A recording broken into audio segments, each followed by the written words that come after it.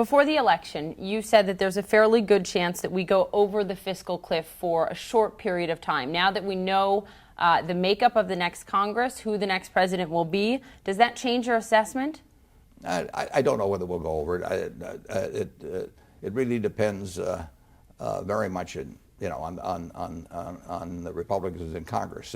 It doesn't take the whole group in Congress to avoid that. I mean, if 25 Republicans decide that they'll put country above party and sign up for something that makes sense, we don't need to go over the fiscal cliff. But that's interesting. You say it really depends on the Republicans in Congress.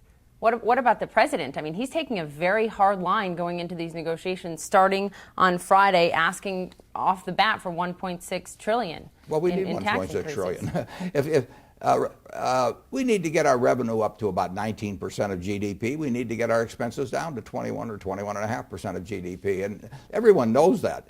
And we're a long way from 19, and we're a long way from 21.5. So it's going to take significant action on both sides, and 1.6 trillion happens to be 1% of GDP. So you're just moving it up one percentage point by that.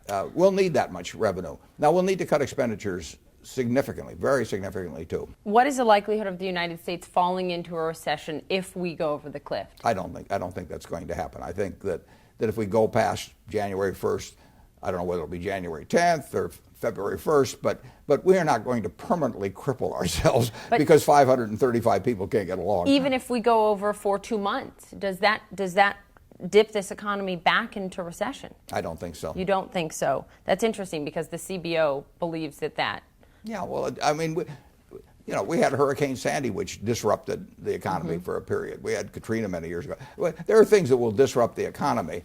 I mean, 9/11, was an extraordinary case, but we have a very resilient economy. We've had one for hundreds of years, and the fact that they can't get along for the month of January is not going to torpedo the economy.